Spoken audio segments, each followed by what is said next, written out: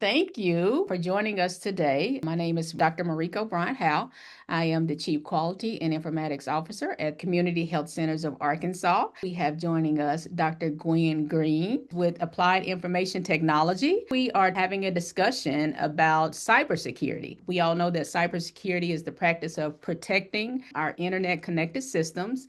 That includes hardware, software, and data from malicious digital attacks, unauthorized access, and damage. We invited Dr. Gwen this morning because she is an expert in this area. So, Dr. Green, why don't you go ahead and introduce yourself? Thank you, Dr. Howell. Thank you for having me. This is a great way to start my busy morning, starting talking about cybersecurity and how we can inform people. A little bit about myself, Gwen Green. I am the president and CEO of Applied Information Technology, and we are a cybersecurity and engineering compliance firm. It's mainly supporting the Fort Meade federal intelligence community. We make sure that the systems that we build for our warfighters are as secure as possible because nothing is 100% safe, but we use technical, procedural policies, compliance to make sure we can build a safe enough system to support our warfighters. So, I'll start off with my first question, and that is what emerging cyber threats are you most concerned about over the next 12 to 18 months and why? That's a good question. With the rise of artificial intelligence, the biggest shift I'm watching is the industrialization powered by AI and cyber crimes. Even if you go to your email, the amount of phishing and social engineering is highly personalized and believable. And that's one big issue. And that's why, the little nuggets of questioning, if is this a real company? Is this real? Questions before you click. We're also seeing ransomware groups operating like mature businesses in those emails that you really have to dig in and question, did this email really come from a legit company. And we're also seeing increased targeting of critical infrastructures. We know if we go to the news, how many reports of targeted healthcare systems, government agencies, state and local have been targeted for just regular cyber crimes these days. A lot of times I think that we as humans just tend to be I think trusting of, especially if we get an email. It's like if I got an email from you, and but if it's asking me something weird that I know that you would not typically ask me, then pick up the phone and call Yeah. Dr. Green and authenticate that Yes. she did indeed send me this email before I proceed in any way, shape, form, or fashion. Yes, attackers are focusing on people, identities, and vendors these days. So when we answer any type of emails or give out any type of personal identifiable information, we should think, do we really know this person, or can we confirm the identity and the source of the information being requested? All right. Next question. How do you assess an organization's biggest vulnerabilities and which types of vulnerabilities tend to be overlooked?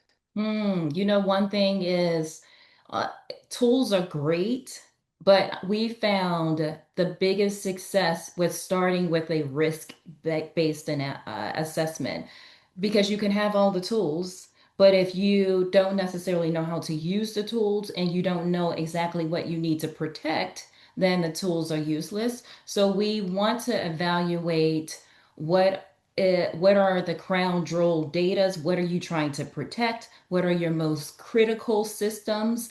Identity and access controls, external attacks, surface and vendor ecosystems. Like how are all of your systems playing together? How are they transferring information? How are they connected? And most importantly, because nothing is 100% safe, what is the accident incident response readiness program. What do you have in place if an attack happens? Nothing is 100% safe. But if we can identify and come up with a plan and to understand what is important, that's just the beginning of how we can make sure that the most biggest vulnerabilities are addressed and we have a plan. And a lot of companies, they may call it the COOP, the contingency operating backup operating plan.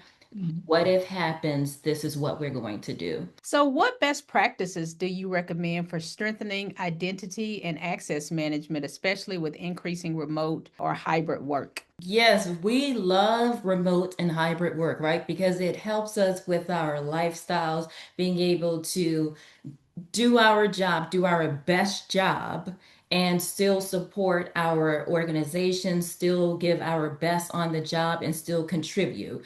But you are right. When it comes to remote and hybrid work, you do have to watch the identity and access management. Best practices that we've seen in the community and in our workforce is really enforcing multiple factor authentication everywhere. Implement least privilege and just in time access.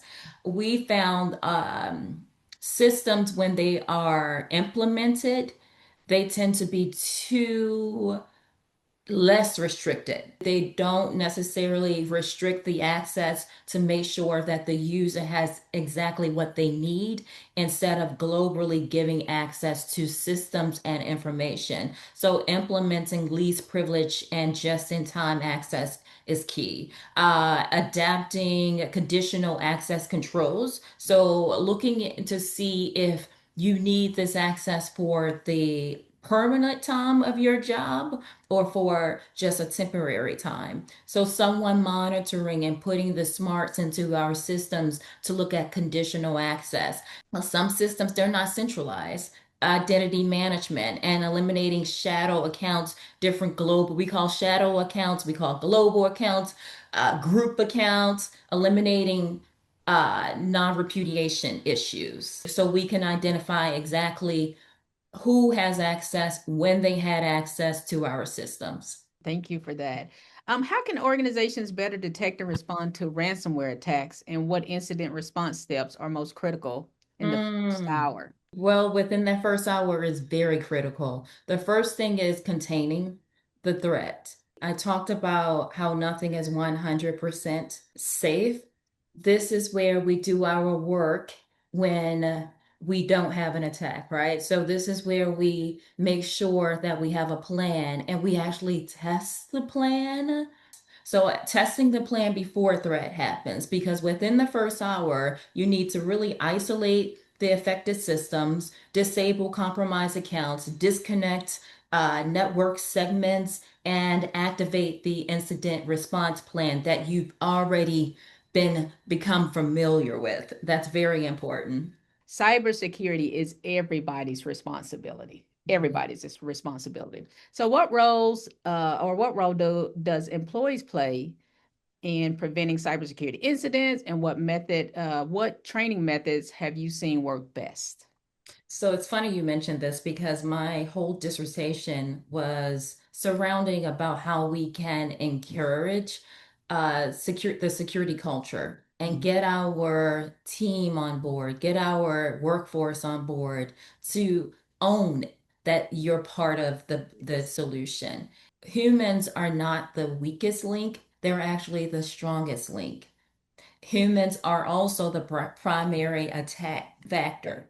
So if we can train them, they can be empowered to do something and to help the system. That's golden for any organization. So I would say the most effective methods is phishing simulations. And I actually with real feedback, meaning you have a team that would actually, it's their job to initiate a phishing simulation, to initiate sending an email and see who responds like a real life, real on the job training, security training. And you know how you're at work or you're somewhere and they said, this is a test, this is only a test. When it comes to really understanding where your gaps are, don't announce it's a test, Mhm. and then you use it as a teachable moment.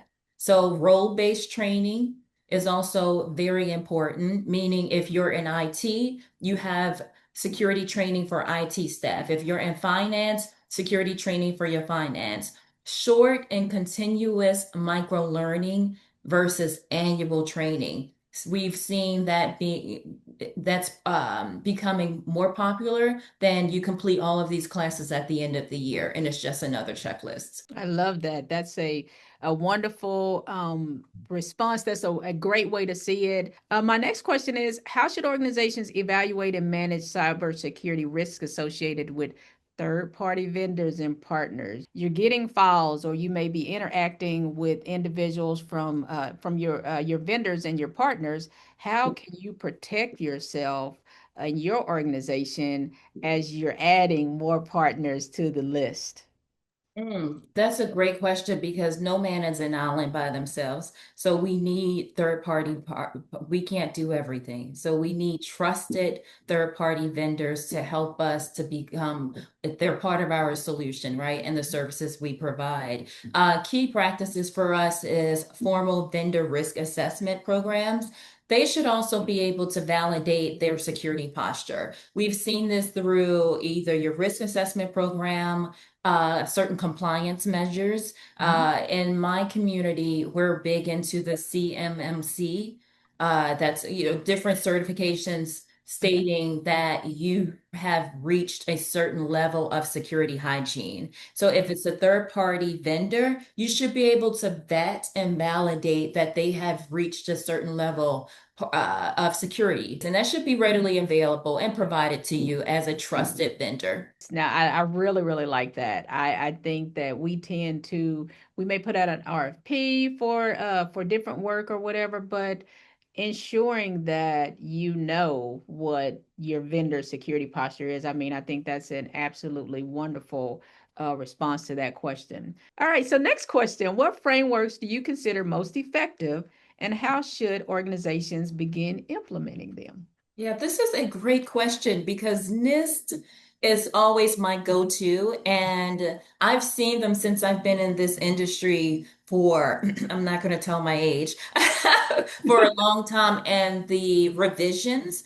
based on what's happening in the industry, based on AI, based on remote work. So we use NIST cybersecurity framework heavily. NIST 800, 171. And for us, we also have CMMC for government contractors and zero trust architecture.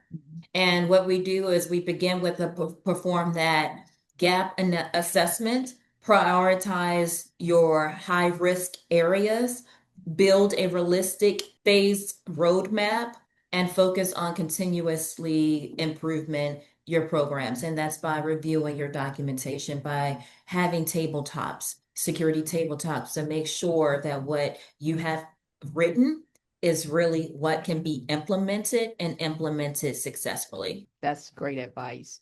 How do you see AI and automation impacting both cyber threats and cybersecurity defense strategies? So AI is a double-edged sword. It's great. It's a great tool. It's a great way to allow a human to take everything that we know, plug it into the system, and to get some feedback. But it's also a threat side, right? It's faster phishing and malware development, automated vulnerabilities discovery, and more scalable attacks. Mhm. On the defense side, you can use it for faster threat detection and response times because humans, we are prone to errors and we miss things. So, with the use of AI into our systems, being able to comb through all of the data we collect in our audit reduction tools, right? Systems or tools, all of the access controls, looking for those anomalies, looking for those patterns. That's where AI can play a part, and an intelligent part to help us to get the information sooner, to either stop an attack from occurring, to recognize patterns and to recognize access, or to even look at, okay, why is this person accessing this data around this time, but their schedule says this time. So it's very useful, and it will definitely improve anomaly when it comes to detection. Organizations, they can adapt the AI, but they have to do it responsibly. Love that response. My next question is, what indicators suggest that an organization's cybersecurity governance and culture are truly mature versus just checking the box? There's always room to improve for every organization, but I would say what we've seen is the most mature organizations, they treat cybersecurity as a business risk and not just IT. They have buy-in from the top down level, and then it trickles down and becomes part of the culture, right? It's part of the organization's culture that security is wrapped in, and also daily operations. They invest into continuous monitoring programs. They invest in encouraging reporting and transparency. They ask their employees to become part of the solution, part of the security solution. If security is only discussed during audits, then we've seen maturity is low. I think there's the thought process that maybe we only need to, go through and run some type of test annually when that document that we need to get checked off for for whatever, requirement it is for grants, Yes. etc. But I think that, like you said, it's you got to just it's continuous. It's Yes, yes. continuous. It has to be part of the culture. Absolutely.